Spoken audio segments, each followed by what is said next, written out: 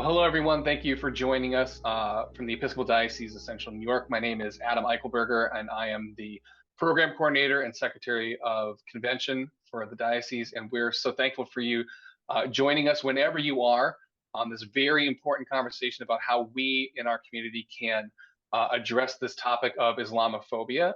As we begin, before we get to introductions for this evening, I just wanted to kind of state how the format of our conversation is going to work. For the duration of our conversation, just to make sure that we are ensuring the best possible experience and guaranteeing the safety of all of our participants. For the duration of the conversation, we are disabling video and audio for all of our guests. However, we will have an opportunity to ask questions and do Q&A towards the end, and I will be moderating the chat in our conversation tonight. So if you have any questions that you would like to ask either Amir or Canon Megan, or would just like for me to pose to all of us who are here, please feel free to write it in the chat and I can write that down and we'll ask those at the end. So please don't be offended that we won't be seeing your face, but you're absolutely a part of this very important conversation with us. And with that, I'd like to turn things over to Canon, Megan, and Amir to do some introductions and get us started. Welcome, everybody. I'm delighted to be here with Amir Durić, who is the Muslim chaplain at Syracuse University. Amir, can you say your last name for me? I think I probably murdered it. It's okay. Durić. Durić. Okay. So I'm delighted to be here with you to talk about how to be better neighbors and friends to our Muslim siblings, particularly in this time of heightened division in our world, when people seem to be finding new and more inventive ways to divide us. In the diocese, we feel like it's our call to come together rather than let any dividing line of ideology or religion separate us. So before we get into it, Amir, could you tell us a little bit about yourself and how you come to this work? Sure. Thank you for having me. It's really my honor to share this evening with you all. I was born in Bosnia, which is a small country in Europe that became independent after Yugoslavia broke up in 6 different countries in late 80s, early 90s. And as a part of who I am, I like to mention that I am a war child, as I was growing up during the war. And this morning, actually, I shared a story with students in one of classes that in '84, as Winter Olympic Games were happening in Sarajevo, it was Yugoslavia, everyone was happy. And we had this slogan, brotherhood and unity. And then passport of Yugoslavia was one of best passports in the world. You could go and travel wherever you wanted. And Yugoslavian army was one of the strongest, most powerful armies in the world, one of 3, I think, top armies back then. And then less than a decade, war started in the region, and Bosnia was most affected by that. And when so once my father shared with me, so he worked in Slovenia, which is one of these 6 countries before war started in Bosnia. He said, my supervisor didn't even know who I am or what is my religion, because that wasn't that important. We were focusing more on relationship, on work, on professional aspect of our lives. And then when war started, he was trying to escape and go back to Bosnia to protect the family and join army. I was born then. And he said, I asked my supervisor, what do you think what's happening? So he said the response of his supervisor was, well, we cannot let Islam prevail in the region.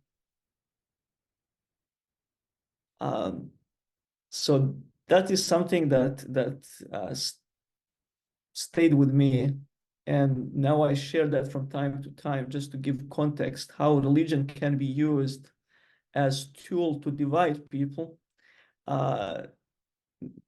turn faces of friends and neighbors into enemies. And it also can be used as a pathway to build bridges and peace. So as a child, my grandfather was trying to teach me some lessons, and he was more practical because he wasn't a religious teacher, but he asked me as a young boy to lead prayer in the house and to do call to prayer as it was time to break fast in the month of Ramadan. We just ended the month of Ramadan a couple days ago. Last week, actually, on Wednesday was Eid. So he would ask me to do that, and the neighbors would break their fast based on that call. But it instilled love in my heart to become an imam, to become a religious leader, which also means the one who stands in front. It means the one who is a role model or exemplary of certain lifestyle. So having all that war experience and having this care or wisdom of my grandfather really kind of helped me choose this path that I chose. And in my early status of my life, I started saying I am going to be an imam, a religious leader. So my education followed that path. So, and I did my undergraduate studies focused on Muslim community leadership in Bosnia and Islamic studies there, and then came to serve community in New Jersey as imam, community leader, continued my graduate school here that was also focused on Muslim community leadership.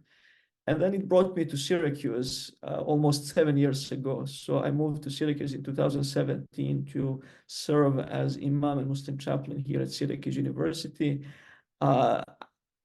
I would be completely honest that I tried a couple times to escape when I felt responsibilities. I was doing the work, but God somehow was guiding me back to this path, and I'm still in that role. And there is so much that we carry on, but also it is fulfilling because I feel I am doing important work, and that's in short who I am and how I became who I am. Thank you so much for that. It was an incredibly moving overview. I'll add my 2 cents, not nearly as dramatic. I felt a call to the priesthood from a relatively early age, and along with that, went to a high school where I had the privilege of having friends of a lot of different religious traditions. I had a friend who sat in front of me during history class every day. Her name was Shalina, and she wore hijab. And the thing I remember about Shalina, besides her name and that she wore hijab, is that she really loved General Hospital. And so she would sit in front of me every day and recap whatever had happened on General Hospital the day before and tell me in great detail what she thought the people were going to do next. And that was how we bonded. You know, teenage girls bond over these things. I went to undergraduate college. I majored in religious studies. And the first week of my freshman year, 9/11 happened. It was my second day of class. And like almost everybody else at my college, I wanted to find reasons and answers and read about it in a book.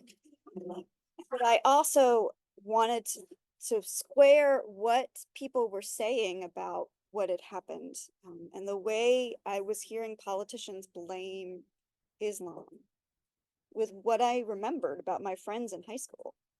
I remembered Shalina, and I remembered my friend Aya, and I remembered their kindness and their humor and their goodness, and the things that they cared about. And I could not square what they knew of them with what I was now hearing in the political sphere. So I majored in religious studies, and I majored mostly in Islam. My Islamic studies professor became my mentor and is still one of my heroes. I took a fellowship and studied for 3 months in East Jerusalem and the West Bank before I graduated, and that transformed my life in other ways. But the notion of a God that is bigger, that calls us onward, and that asks us to reach out our hands and build bonds of peace with one another has been something that I have been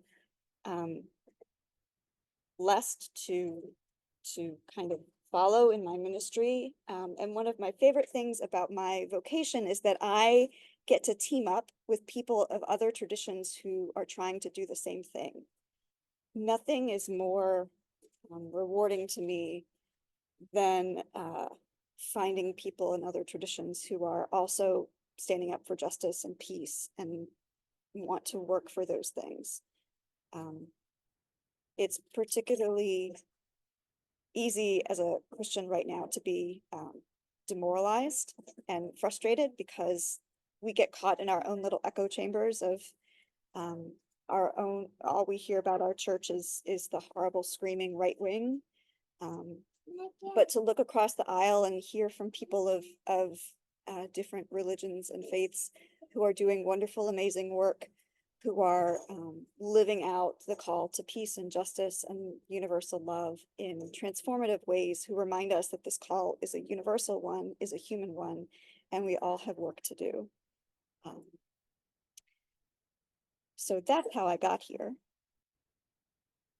Also, Amir, I don't think I told you this when I met you, but my great-grandfather is from Croatia.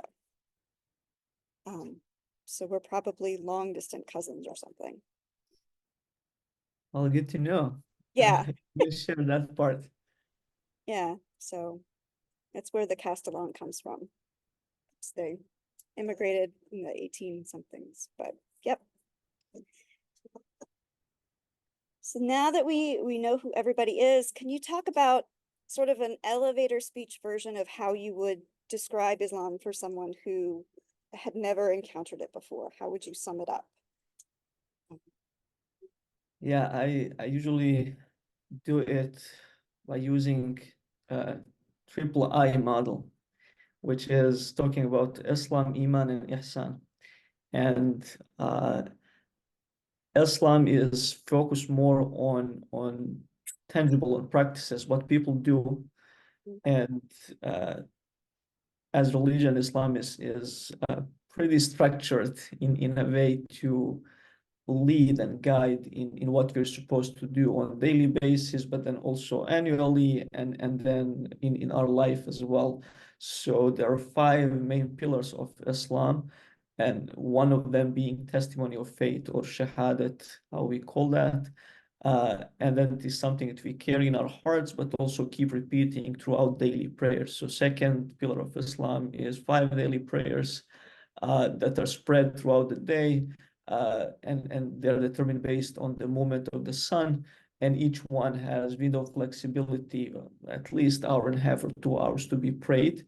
At the mosques, there is scheduled time for daily prayers because we believe that reward is higher if we pray with congregation, because it inspires connection and helps people overcome isolation, but also feel and sense what others need, and then hopefully inspire them to help those that they congregate with and build community and do more about social welfare. And then third pillar of Islam is fasting the month of Ramadan, which is 9 months of Islamic calendar. It is followed by a lunar calendar and 29 and 30 days depending on a year. This year was 30 days of Ramadan. And it is fasting and abstaining from food, drink, and low desires from dawn to sunset. But also idea behind that is developing empathy, developing compassion, reflecting, because the revelation of the Quran started in the month of Ramadan. It is also a month of the Quran, and people reconnect with the Quran and go back to the revelation, try to reflect over verses and apply them in their daily lives. So before the end of Ramadan and before celebrating and observing Eid, there is a special kind of charity, zakat al-fitr, that is given, which is supposed to purify fasting, but also a tangible action that is a result of fasting. So making sure that on day of Eid, as you celebrate, that nobody is hungry, that nobody is really starving. And fourth pillar of Islam is zakat, or almsgiving. So if you have certain amount of wealth for a period of 1 year, then we take 2.5% and give that for social welfare. There are different categories of zakat where it can be given, but usually institutions that collect zakat make those decisions what is most important. But it is usually focused on improving social welfare and meeting needs of the community. And then fifth pillar of Islam is Hajj, or pilgrimage to Mecca. And if we are able to do so, we are supposed to do this pilgrimage once in our life. And it is really connecting not just to the birthplace of Prophet Muhammad, peace be upon him, but also connecting to Abraham and his family, because Abraham rebuilt the Kaaba with his sons, especially his son Ishmael. And then most rites of Hajj pilgrimage are really inspired by Abraham's family, not Muhammad's family. Right. So these are 5 things that most Muslims do. And then there are 6 things that we're supposed to believe. So these are 5 tangible things that we can see and witness somebody is doing them. But then there are 6 articles of faith that people cannot see, but they're actually our faith or our trust in God. So there are to believe in God, in God's angels, in God's books, in God's messengers, in judgment, in last day, in judgment day, and believing in destiny, or that everything that happens, it happens with God's will. And here, what is important is really paying attention to plural here, which is angels, books, messengers, right? So it's not just one book, but it is books that were revealed to other messengers before Prophet Muhammad, believing in messengers, because our faith is not complete if we don't believe in all messengers that God sent. And in the Quran, 25 of them are mentioned by name, including Jesus and Moses, and almost all of them are mentioned more frequently than Muhammad. Muhammad is mentioned 3 times by name, Muhammad once by name Ahmed. While Moses, for example, is mentioned over 120 times, Abraham many times, Jesus over 30 times, and so on and so forth. There are chapters of the Quran that are named after these messengers. So part of our faith belief is believing and following their practices and being inspired by their stories. And then believing in 4 main books, which are, one of them is obviously Quran, but also Torah that was given to Moses, and then Gospels that were given to Jesus, called Injil in the Quran, and then Psalms that were given to David. So these are things that we believe, and then they go hand in hand with practices. So they complement each other. So some people become more faithful through their beliefs, and then they develop practices. But some people, especially born Muslims, they are practicing, and then over life they start understanding more what they're doing things and going deeper into their faith. So with new Muslims, I'm finding that they're more about understanding first, and what brings them is really diving deeper into understanding of faith, finding guidance and trusting God, and then they learn over time how to practice, while born Muslims are mostly opposite way. And then third eye, that is also part of this, and also is developed through these 2, is ihsan, and ihsan literally means excellence or perfection or beauty, and it is striving to be at your best. In the words of Prophet Muhammad, to believe in God as you can see him, because even if you don't see God, he always sees you. So developing awareness of God's presence, not just to be fearful of God, but also to be hopeful that God is there, that you're never alone.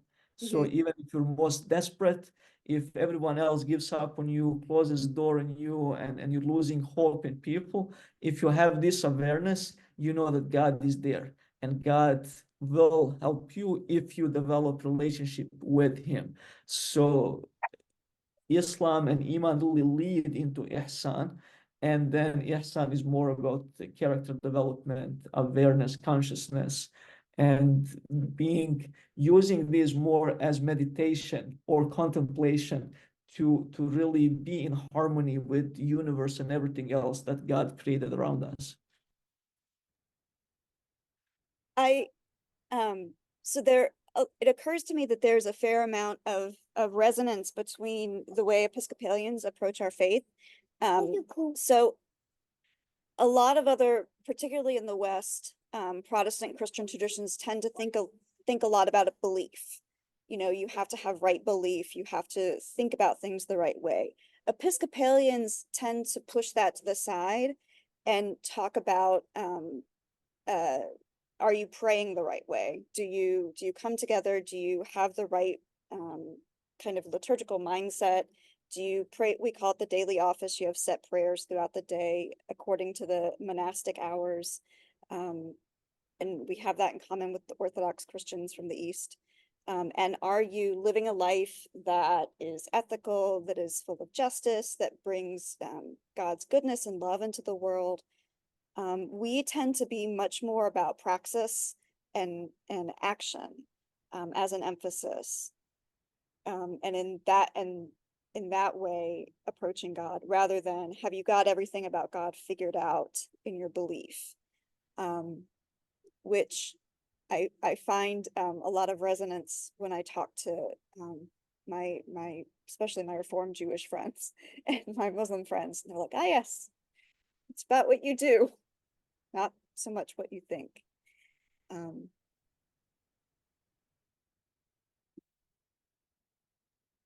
Yeah, that's exactly what it is, and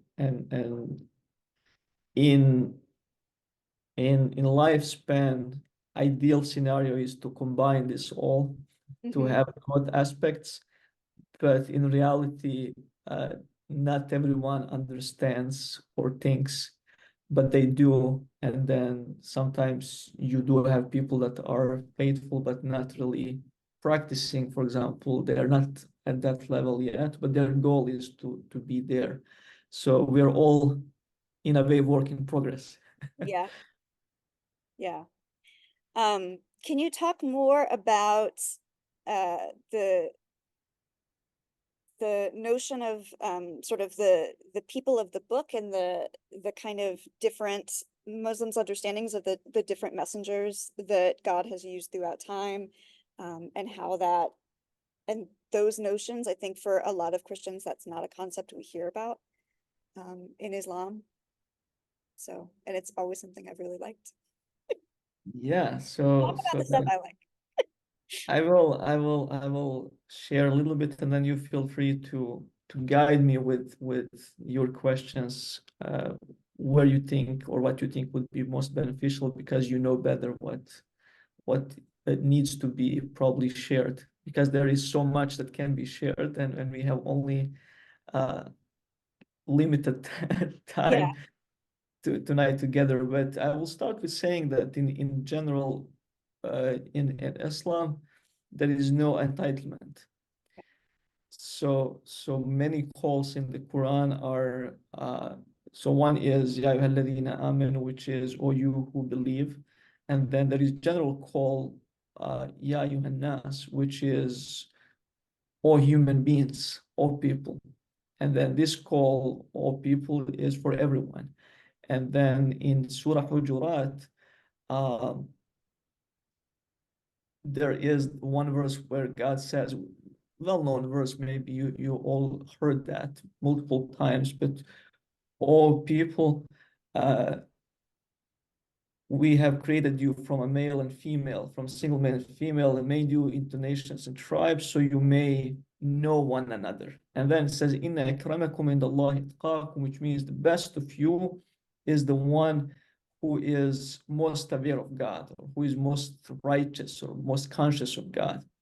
And this is something that everyone needs to pass when we read it, because it's really, okay, are you just claiming your status, or are you really most righteous? So what are your actions? So it is more avoiding entitlement, which helps us overcome arrogance, and developing sense of self discipline and self-evaluation. Okay, where am I, and why my actions are probably better than somebody else, or if they are better in first place.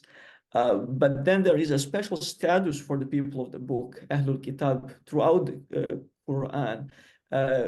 You have those verses are coming back and inviting all people of the book, come so that we gather around the common word. So that we believe in one God, that we don't take anyone else in worship, and that we don't worship each other, and so on and so forth. And then also verses that praise people of the book for their belief in God, for reading of the scripture, waking, for example, some verses are talking about waking in the middle of the night and standing in reverence, mentioning God, and then competing in doing good, believing in God and believing in the hereafter. So these are all concepts that are shared in Islam as well. And then as Muslims, if you really carefully read Quran, you see that it is continuation of divine wisdom that was given to the messengers before as well. And then when you read stories about Moses or Jesus in the Quran, or Abraham, or others, really underlying message is inviting their people to believe in La ilaha illallah. There is no God but God. And then that was message of Muhammad as well. And then if you look things from that perspective, then you see that actually these things are complementing each other, that they're not excluding each other.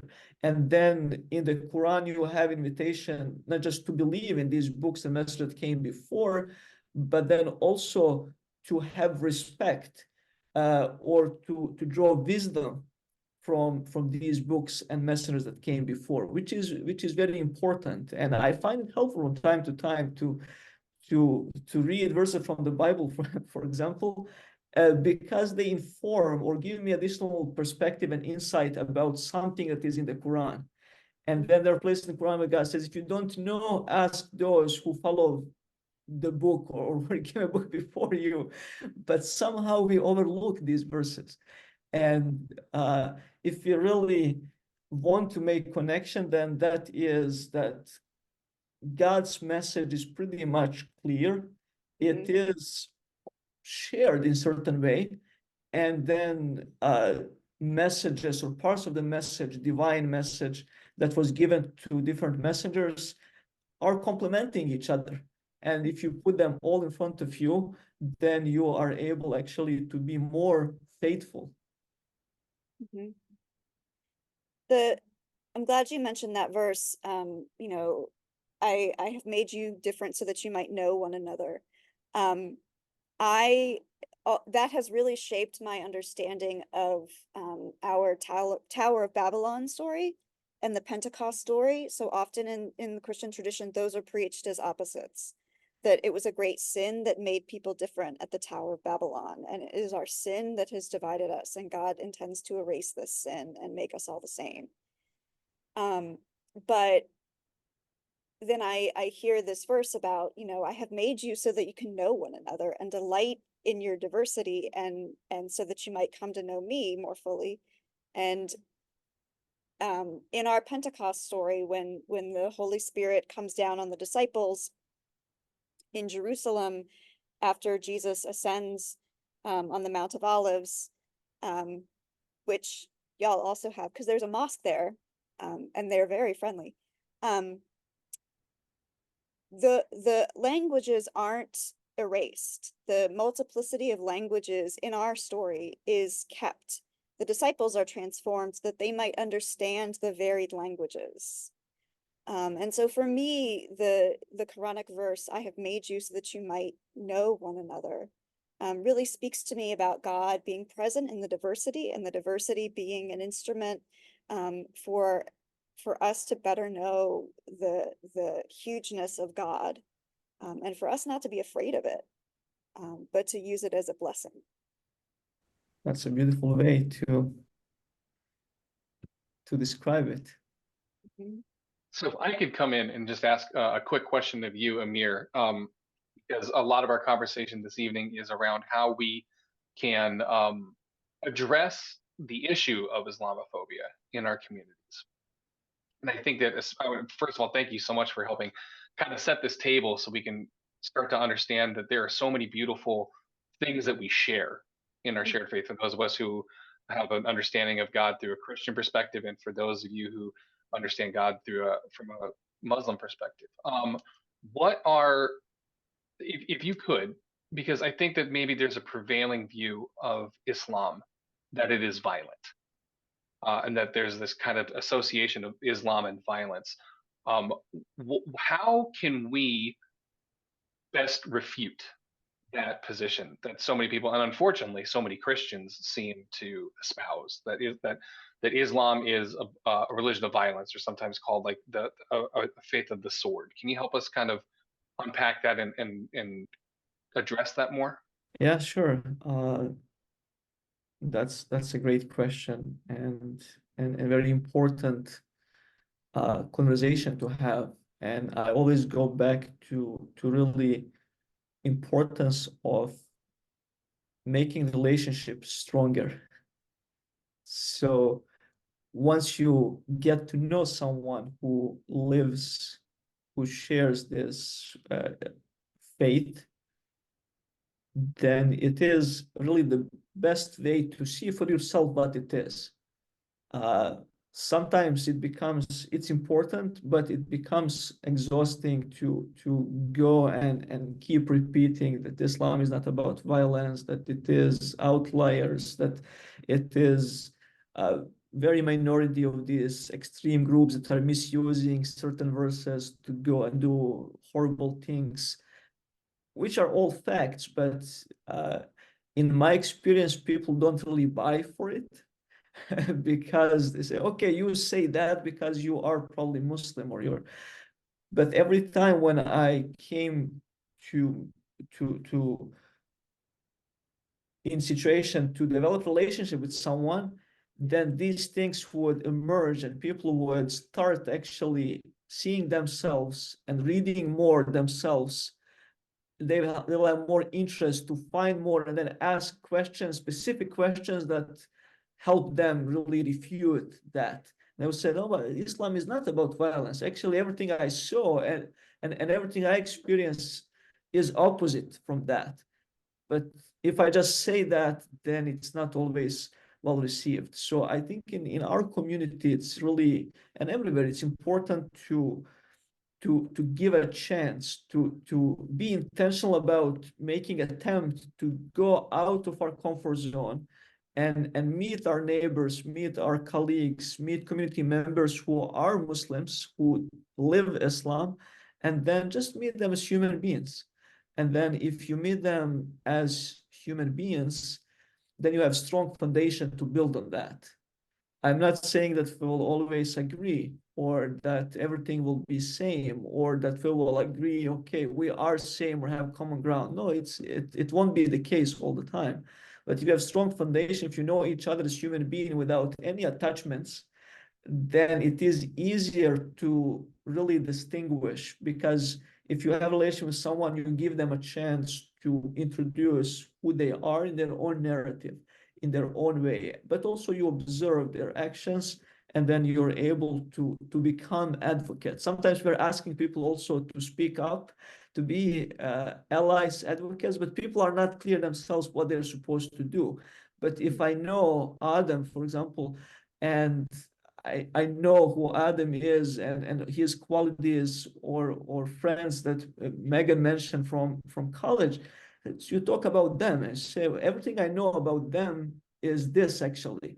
And then you have something tangible that people can connect to, life story, experiential, that resonate with people. So I think being intentional, going out of our comfort zones is probably most helpful tool. And then education is, of course, on that comes through conversations, but people, there is so much available. And nowadays, we're able to access things online, so many books, libraries. So things were never more available for those who do want to learn and know more. But the key and gap that I am recognizing is really connecting people with that. So bridging that gap, that people are interested in really seeing what it is rather than just assuming. And then so we had recently here on campus Jewish Muslim Dialogue Fellowship in the midst of everything that is happening, and many people were skeptical about that. We planned it last June, but then October 7 happened, and then it was, should we do that? We came to conclusion it's even more important to do it now than before. And we had 100% attendance, students were coming, but what was most remarkable part for me is that we had students actually who never met, Muslims who never met a Jew, and Jews who never met a Muslim. Mm-hmm. And we're making these conclusions, generalizing who Jews are, who Muslims are, who are people of Palestine, who are people of Israel. And we never actually met someone who is a Jew or someone who is Muslim. So after spending 4 weeks together, students started having honest and open conversations about very challenging topics in most respectful way. And they ended up saying, we wish this was going on for longer because we didn't have enough time. We wish it wasn't 4 weeks, it was more than that, because we learn a lot, we build relationships, and we are just thirsty for more. So we plan to do it again, but I'm mentioning this as example where really you see impact of relationships, because now after spending some time in the room, I'm not seeing that person, even if I never met a Jew, I'm not seeing them as a Jew, I'm seeing them as a person by name, who is so and so, who is probably going to class with me, and we have that in common, and then we're building on that, and then we are talking about our challenges, how we're experiencing, for example, Islamophobia and anti-Semitism in the midst of everything that is happening in the world, because it's not easy for anyone to navigate that, especially for Jews as minority and Muslims and as minority. So both communities are challenged in different ways, and they have so much to share actually that can help each other, but they just need to talk to each other, because people don't talk to each other, and sometimes that is the issue. So I hope I was able to at least scratch the surface of your question, but very important question.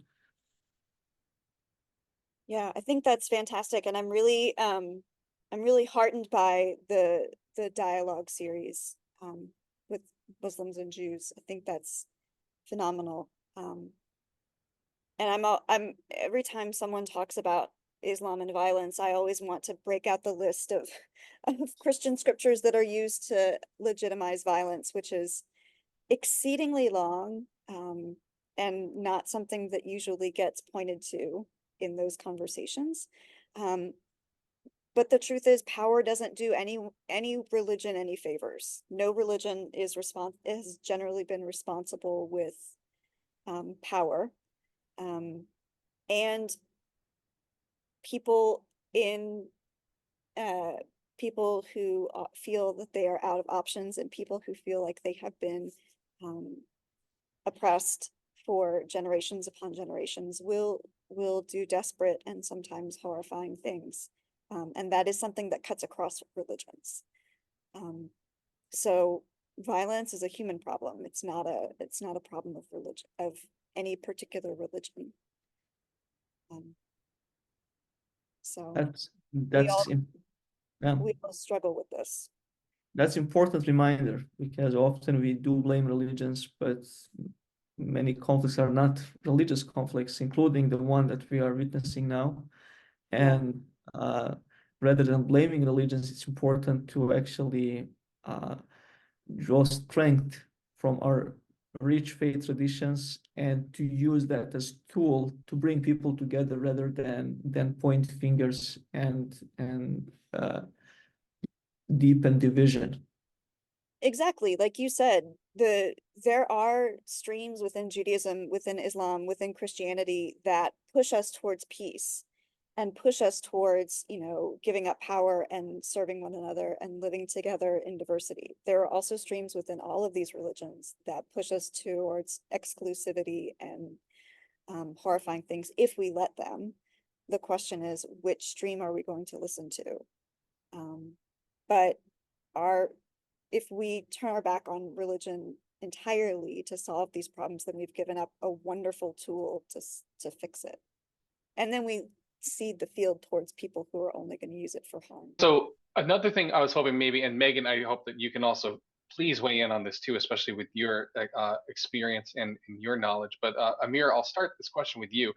I think that, and I won't say that I am devoid of having this gap in my knowledge about Islam, but could you speak a little bit? I know that maybe you're not entirely qualified, but because you do serve in this community, could you speak to particularly help us find a better understanding of what Islam says about women? Specifically, I think that sometimes people have misunderstandings around religious coverings and religious wear that women will wear in their practice of Islam. Can you talk a little bit about that and how like its tradition and the choice that goes into women choosing to undertake those practices? Yeah, absolutely.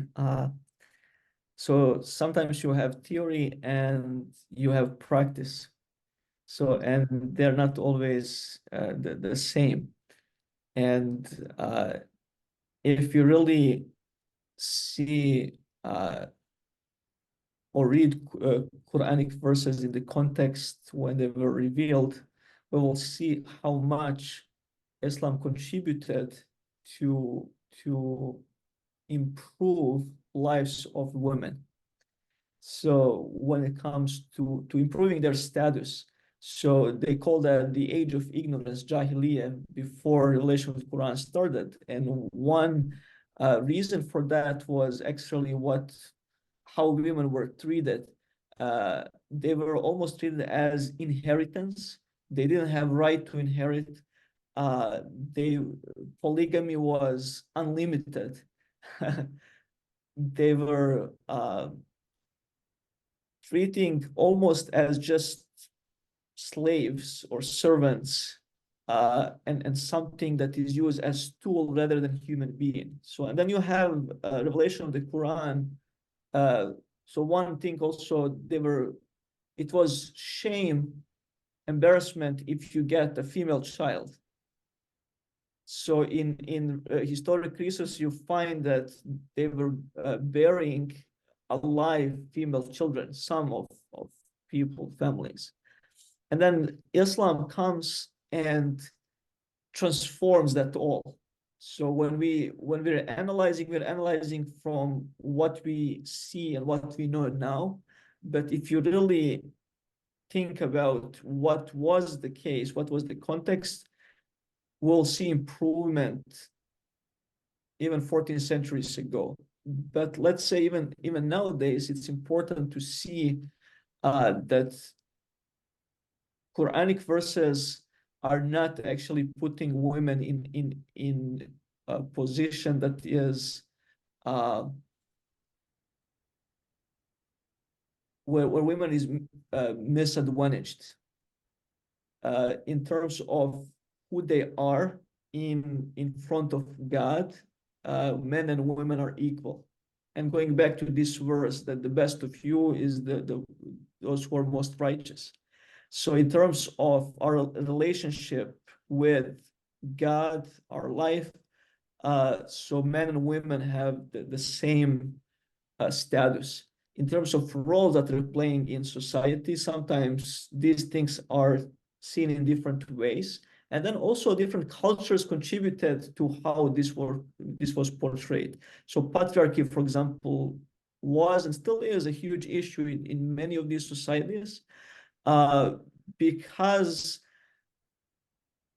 somehow due to governments and political influence, most scholars that interpreted Quran, or those that became most popular, were by male scholars. It's not that we didn't have female scholars. And then this perspective, this worldview influenced how people were adapting and applying that. And in some societies, unfortunately, it's still backwards. And then similar to our previous topic, we cannot blame Islam for that, but rather blame how people see and apply that. Because if you really read Quran carefully, you will see that Quran is elevating status of women. It did and still does. And when it comes to covering, it is really connected to modesty. But also there is modesty for men, not just for women. So what we're seeing is modesty and covering certain parts of the body for women, and it is being talked about. But also there is hijab for men as well, because they are supposed to cover certain types of their body as well, not just in the prayer, but in general. It's of course different than what women is expected to cover, but their same rules apply. So this is modesty for men, this is for women, and then you're both invited to practice that modesty. When it comes to choosing how to do that or when to do that, pretty much there is freedom, free will, right? And I will mention an example of my sister, and then this may be different from country to country. But I grew up in Bosnia, and in first place, my sister refused to go to Islamic school, Islamic high school, because female students were expected to wear hijab to cover their heads. Mm-hmm. And then she went to public school and graduated, and then started law school. And then law school, she started hanging out with her friends, classmates who were wearing hijab. So in second year of college, she came home and said, I want to start wearing hijab. And something that was interesting to me was my parents and family members, they were discouraging her to do so. So you're saying, are you sure? You're still in college, you're still young, maybe you'll change your mind. Why don't you wait a couple of years? So you have 180 degrees change in perception. And I was, what's happening here? So isn't she supposed to do that? Or isn't that the goal? And then I'm seeing my parents and family really taking everything in consideration, saying, no, wait, why are you rushing with that? So do that when you're ready. And then, of course, she said, no, I'm ready. It's my final decision. She started wearing hijab, and she still wears it. And now has family, 2 kids.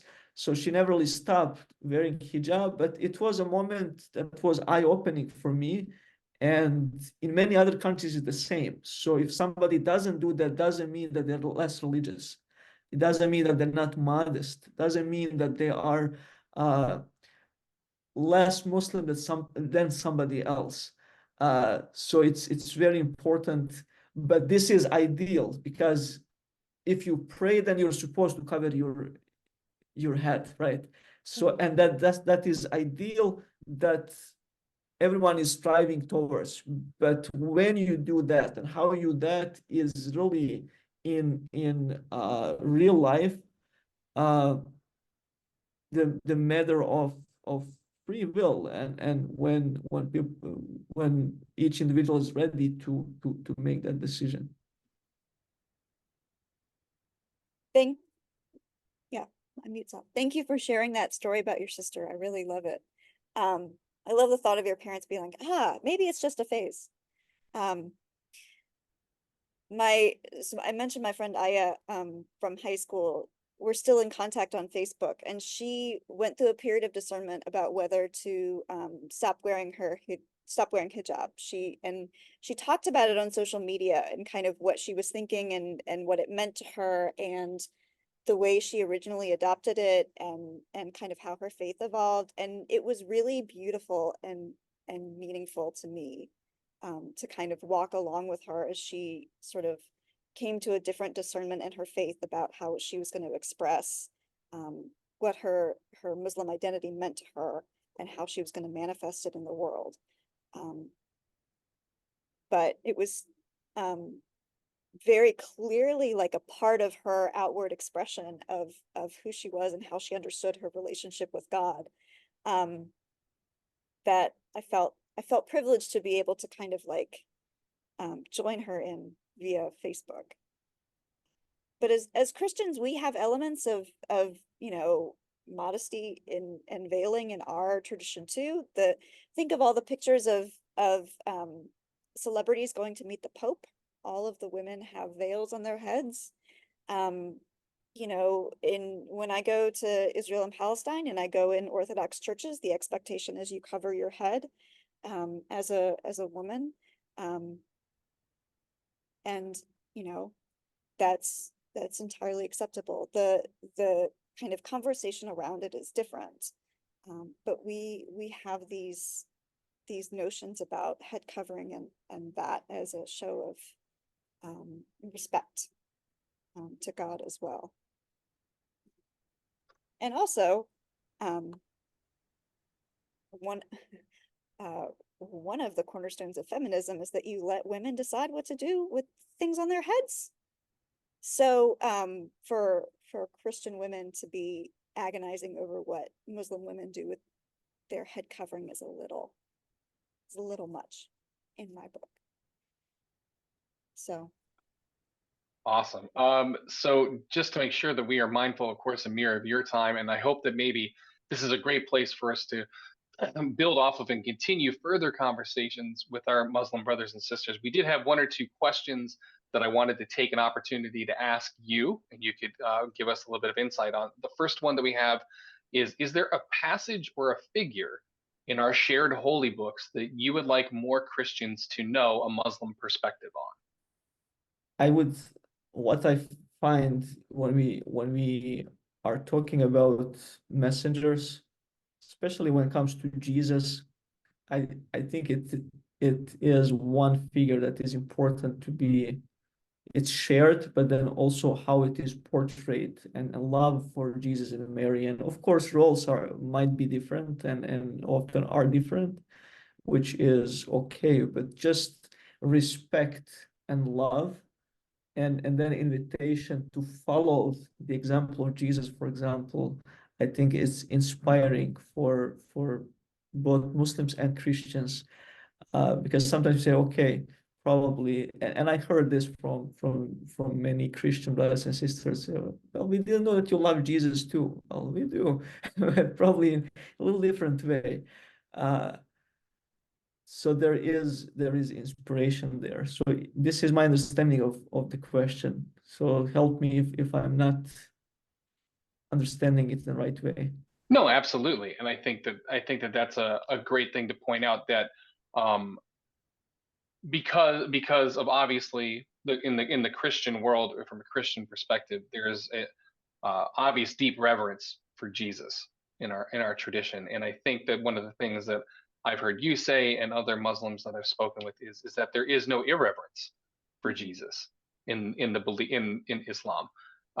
And that I think that sometimes I myself, in particular points of my life, have struggled to understand, because of my perspective in my own experience, a reverence for a figure other than Jesus when talking about a monotheistic religion, such as the shared one that we have, Christianity, Islam, and Judaism.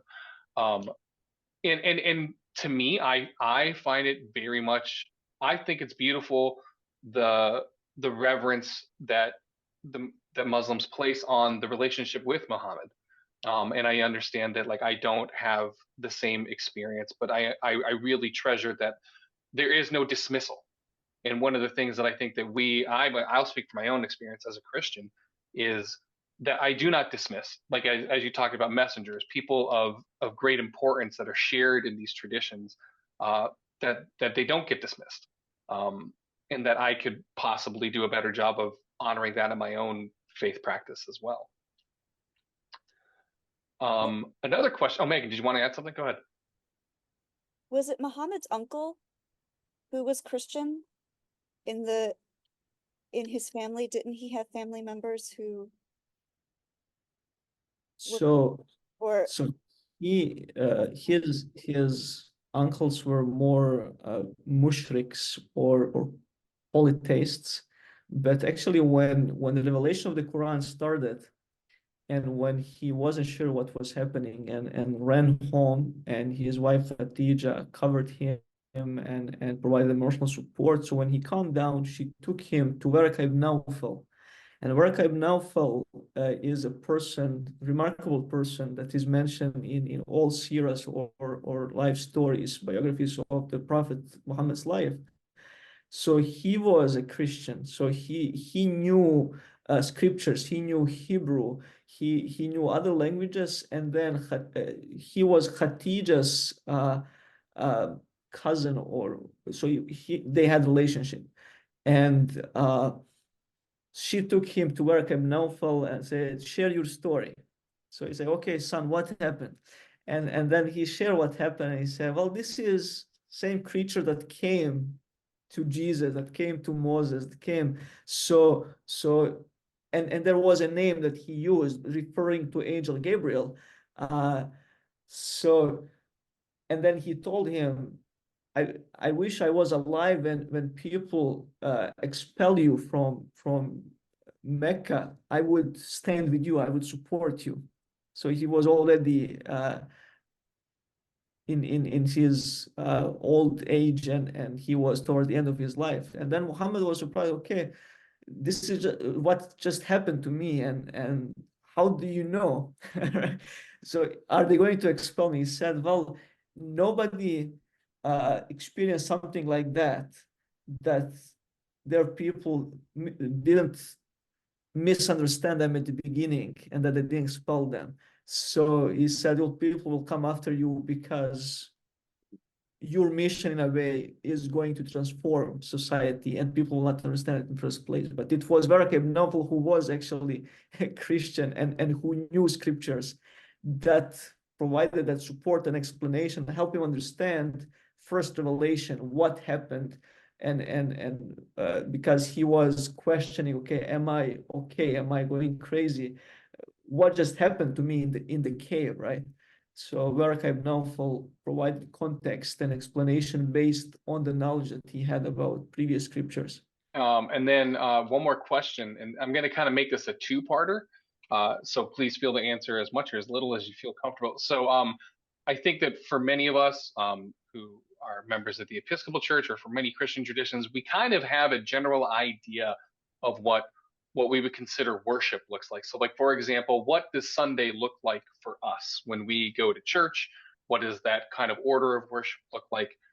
For us, some folks wanted to know, what does a typical holy service look like as conducted by Muslims? So like, what is a typical day of prayer and worship in your faith community?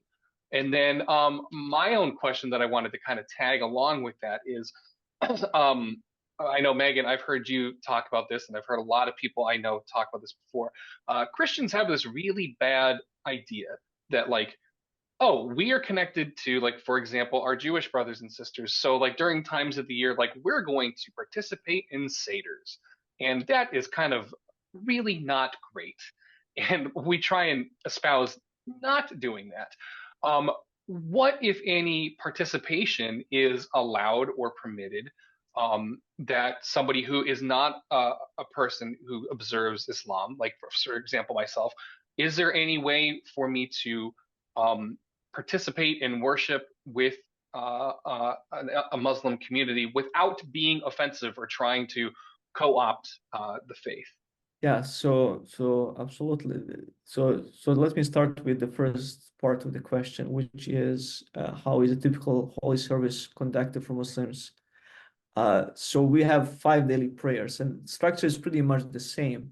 And for each prayer, there is certain number of units for prayer. So, for example, morning prayer will have 2 units, then second daily prayer 4 units, third 4 units, fourth daily prayer 3 units, and then fifth daily prayer would have 4 units of prayer as well. And then when I say unit of the prayer, so it entails standing part. So we enter prayer by saying Allahu Akbar, raising our hands, which symbolically symbolizes surrendering to God. And meaning of Allahu Akbar is God is the greatest. In other words, you're putting your trust in front of God, meaning that there is no struggle that is greater than God. God is greater than that. And you almost are asking, or without saying it explicitly, you're putting your worries in front of God, and you're symbolically showing your surrenderance. And then after that, there is standing. In the standing part, there is recitation. In each unit of prayer, we recite first opening chapter of the Quran, which is called Al-Fatiha, or opening. And in some way, it's similar to Lord's Prayer. So it goes, praise be to God, Lord of the worlds, the most merciful, most compassionate, the master of the day of judgment. Only you we worship, and only from you we seek help. Guide us to the straight path of those that you bestow your mercy on, not the path of those that you're angry with or that went astray. And in each unit, this is repeated. And then in addition to that, as you're standing, you add additional either short chapter from the Quran. Most people would use last 10 short chapters that are easy to memorize, and they will be repeating, recycling those. But also there are people who memorize more from the Quran, and you can recite from anywhere in the Quran, few verses or one verse, depending on what prayer and how much knowledge you have. And then after you're done with that recitation, there is flexion part. We go on our knees, right? On the knees, and then you glorify God. There is a statement that we say 3 times, and then we're coming back up in standing position saying, Sami Allahu liman hamida. God hears those who are praising him. And then everyone responds. Even if you're praying in congregation, Imam would say this out loud, inviting response. And then everyone says, Rabbana lakal hamd, our Lord, praise be to you. So you are in a way witnessing that you're one of those who are praising God. And then you go down to prostration. There are 2 prostrations. So in prostration, we put on the ground our nose, forehead, our fingers, knees, and toes. So these are connecting point. And also there is statement that is said 3 times, glory be to God who is most high. Then you come back up from first prostration, you go back to second prostration, do the same thing. And then after that, you go back up in standing position. So once you're back up in standing position, this is second unit of prayer. And you repeat the same. Recitation of the Quran can be different depending on how much we know. But this is how it is done. And if you really pay attention, we'll see that in the prostration, we believe that we're closest to God. But really, in the prostration, it's only a position where our heart is overriding our brain. So in that position, your heart is above your brain, and you give space to your heart to be elevated. For emotional response, you're giving advantage to your heart in a way, but also it symbolizes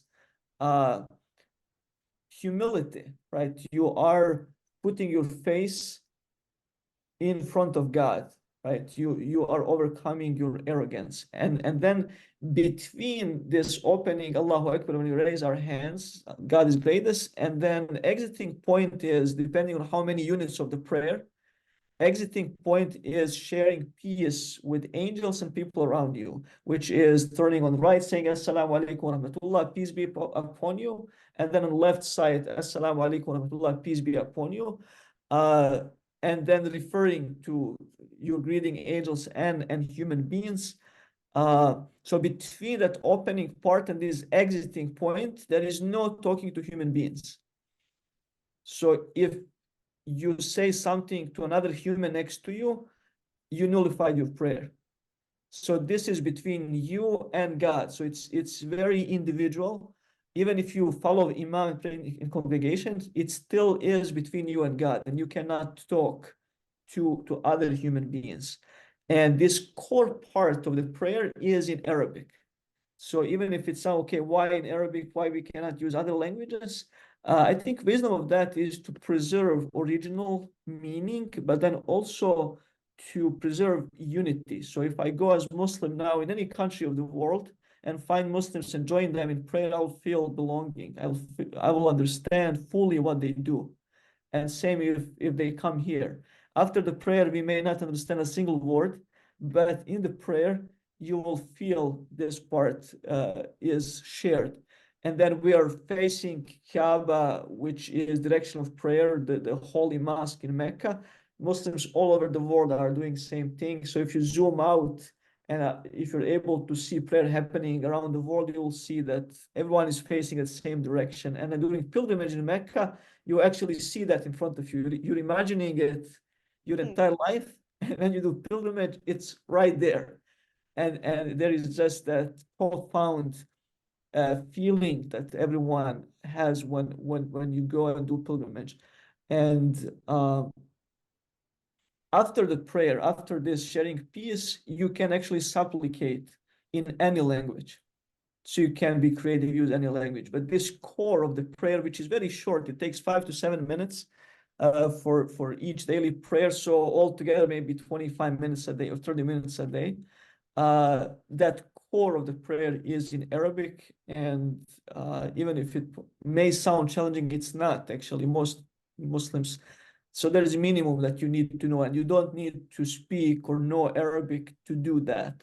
So most Muslims around the world are able actually to easily in day or two memorize minimum what they need to know, and then they build up on that over time. So this is, and I can go on and on, but I will be also aware of time. And then second part of the question was what would be appropriate.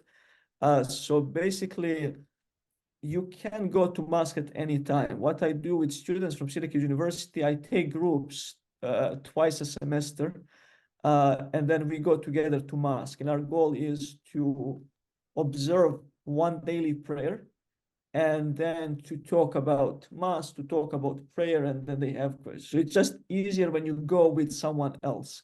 But even if you go on your own and just sit somewhere and observe, that will be fine and appropriate as well.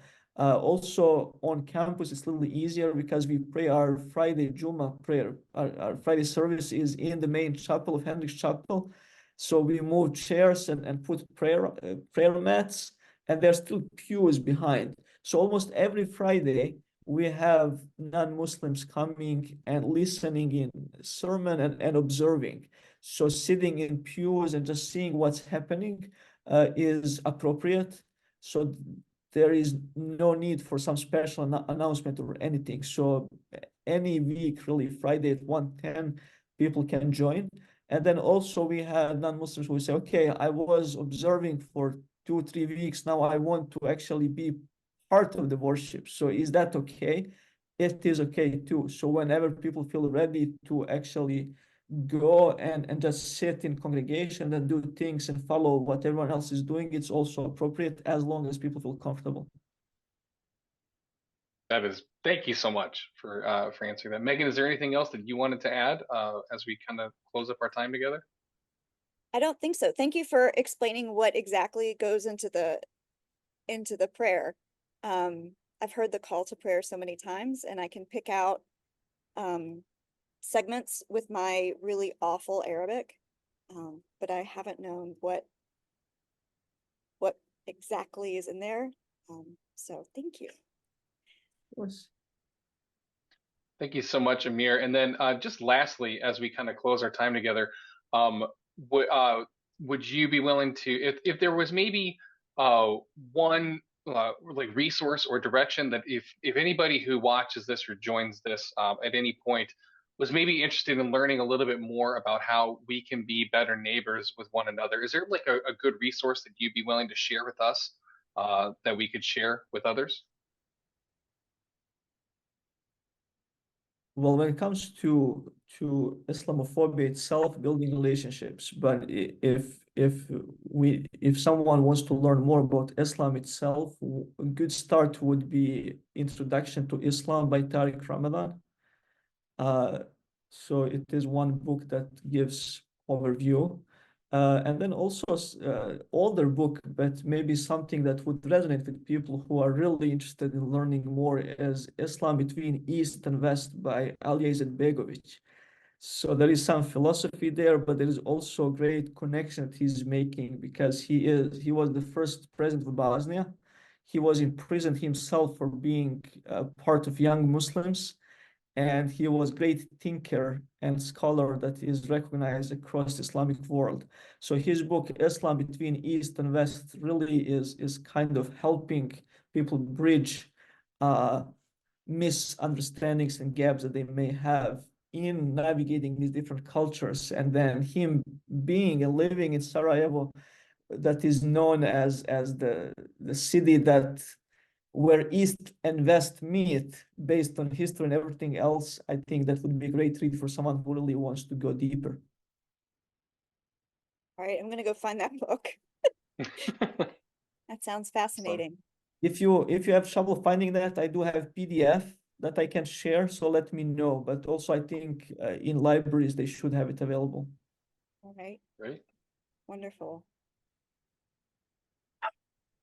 Well, thank you again so much, for Amir, for sharing with us this evening. We hope this maybe is just the first of maybe more conversations that we can continue to have to help grow these bridges between our two communities. We thank you so much for your time. We thank you for joining us whenever you do join us, and we encourage you to give us your feedback and to ask your questions. So please feel free to contact us at the Diocese of Syracuse through our website. And we're more than happy to help answer questions and make connections with you. And thank you one last time for joining us this evening. And we will see you all again soon. Thank you so much. Thank you.